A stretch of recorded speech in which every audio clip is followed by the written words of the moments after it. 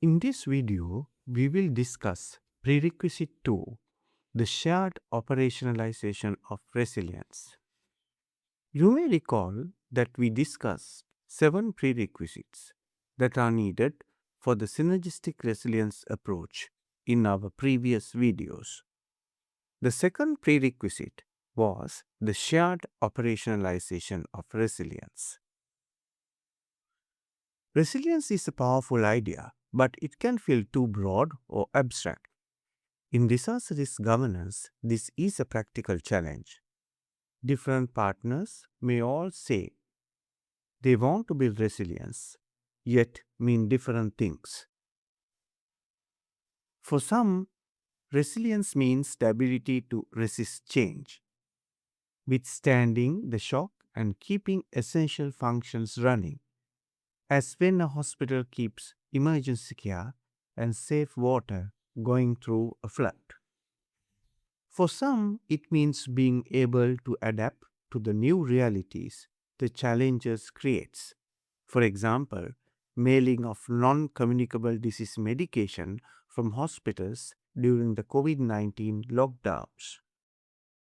For some, it means resuming normalcy after those adaptations, restoring routine services so that after tsunami, closed hospitals reopen and routine care resumes. And for some, it means becoming positively better than ever before, rebuilding stronger, as when a weak hospital damaged by a cyclone is rebuilt stronger to withstand future disasters. The synergistic resilience approach introduces shared elemental resilience energies as the second prerequisite. It offers a simple and memorable way to operationalize resilience using 4 familiar metaphors: earth, water, fire, and air. Earth represents stability, water represents fluidity, fire represents transformability, and air represents mobility. They give communities, the health sector, disaster management, local government, and civil society a practical way to discuss resilience. Earth represents stability, the ability to keep essential structures and functions running when a system is under stress. In the health sector, that means the fundamentals stay in place even in a crisis. Hospitals and clinics stay open. Emergency care continues. Disease surveillance keeps going. Essential medicines are protected. And care is sustained for the most vulnerable: pregnant mothers, children, the elderly, people with disabilities, and those with chronic conditions. The floods example makes this concrete. When roads are cut and infrastructure is damaged, earth energy is what keeps emergency units working, referral pathways open, medicines safe, and clean water and sanitation available in shelters. The point to stress is balance.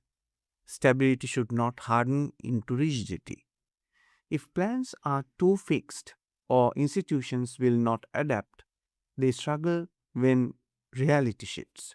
So, stability always needs to be balanced with other energies. Water represents fluidity, the ability to adapt as conditions change. The key message here is that disasters rarely follow a neat plan. Needs shift, risks move, resources tighten, and different communities need different kinds of support at different moments. The dengue outbreak example shows water energy is action. Public health teams reading changing case patterns, rainfall, breeding sites, school absences, and community feedback, then shifting vector control to emerging hotspots, adjusting the health messages, mobilizing schools and local authorities, and strengthening surveillance where risk is rising. The balance to name is that too much fluidity can tip into confusion. If everything keeps changing with no direction, partners lose focus. So, adaptation has to stay anchored to other energies such as earth. Fire represents transformability, building back and restoring function after adversity. Where earth keeps things standing and water helps us adapt, fire is about recovery, repair, rehabilitation, and the return of essential services and community life. The tsunami example illustrates it well, restoring damaged health services, providing psychosocial support to affected families, setting up temporary clinics, supplying essential medicines, and helping communities return to their daily routines. The focus is on helping people, services, and institutions regain their functioning. The balance point matters here. Building back can create tension if decisions are rushed, imposed, or disconnected from what communities actually need. So, fire energy has to be guided by values such as trust, diversity, equity, and inclusion. Air represents mobility, and this is where we move beyond simply restoring to building back better. If fire helps us recover, air brings in the better learning, innovation, foresight, communication, and improvement. The drought example shows this. When the lessons of water scarcity feed into stronger water safety systems, better drought forecasting, heat health planning, nutrition support, clearer community communication, and early action mechanisms. The aim is not only to recover from this drought, but to reduce future risks and be better prepared next time. The balance to watch is that too much air energy can become scattered if new ideas, messages, and reforms move too fast without coordination. People and institutions get overwhelmed. So, air energy needs clarity and direction from other energies.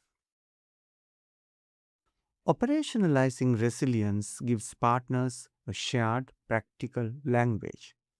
It turns an abstract idea into concrete action, helps communities, health and government plan together, and enables coordinated action no single sector can deliver alone.